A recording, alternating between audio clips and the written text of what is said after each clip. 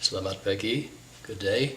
I'm Amory Lovins, talking to you from Rocky Mountain Institute in Old Snowmass, Colorado. I want to congratulate you and welcome you to the inaugural United Nations Global Initiative, SDSN and Indonesia joint workshop after the APEC launching in Indonesia. And I'm grateful to our host, the Honorable Minister of Environment and Forestry, Siti Nurbaya, and Leadership Council, Mari Pangestu, Sherry, and John. Let me make a few remarks that I hope will be helpful in your deliberations in your diverse working groups. And I'd like particularly to focus a moment on what we call integrative design that can often make very big energy savings cost less than small ones and thus help to achieve your decarbonization goals not at a cost but at a major profit and boost for Indonesian economic and social development. Because for decarbonization to promote and accelerate Indonesian development needs a strong foundation of modern energy efficiency in every sector. And integrative design can turn diminishing returns to investments in efficiency into expanding returns. That is illustrated by this building from which I'm speaking to you, my own home and office. You can see behind me it's a banana farm. We've just harvested 6 more banana crops, except that I'm 2,200 meters up in the Rocky Mountains where temperatures used to go as low as minus 44 Celsius, and this building has no furnace.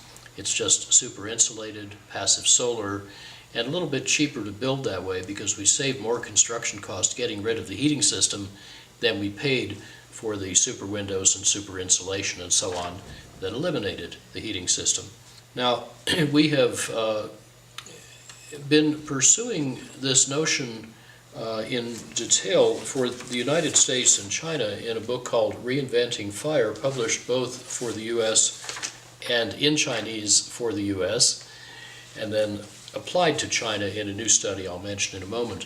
What we found in the United States is that including integrative design in advanced energy efficiency, the U.S. could have a 2.6-fold bigger economy by 2050, using no oil, no coal, no nuclear energy, a third less natural gas, tripled efficiency, quintupled renewables making up 3/4 of total supply, and that would be $5 trillion cheaper than business as usual.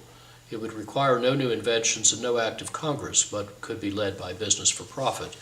And the U.S. is in fact nicely on track for that trajectory.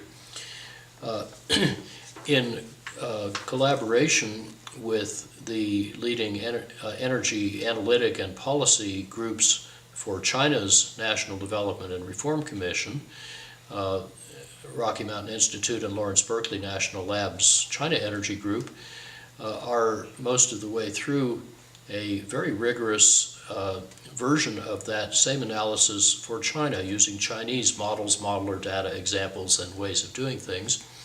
And we're finding that even after the enormous efficiency gains already made in China, China could have a 6-fold bigger economy in 2050 using about the same energy as today, getting about half that energy from carbon-free sources and reducing carbon and other air emissions by at least 60% compared with business as usual. And interestingly enough, China's coal use has been going down so far this year, despite over 7% annual economic growth. China is also a remarkable world leader in renewables. And for example, the past 2 years has made more wind power than nuclear energy. Last year alone, China added more solar power than the United States has added in the 60 years since we invented the technology.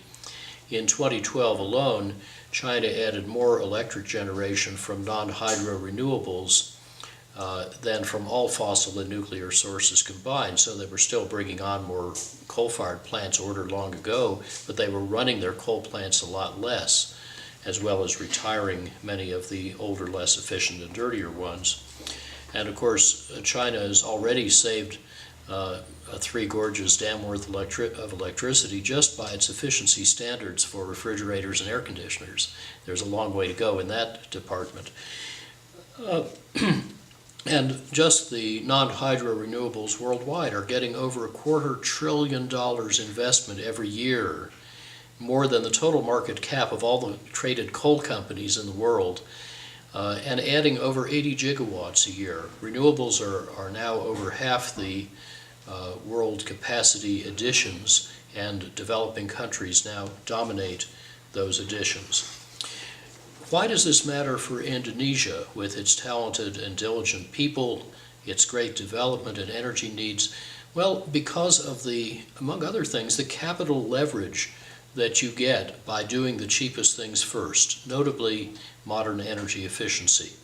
If you were to build a super window factory in Jakarta to let in light without heat for your new buildings, or an LED lighting factory, you would need about 1,000 times less capital than if you expanded, say, coal-fired power plants and grid to deliver the same services in the traditionally inefficient way, and you would get your money back 10 times faster.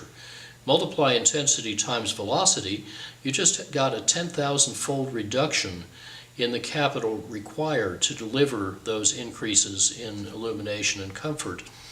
Well, that's for the power sector, which gobbles 1/4 of the world's development capital.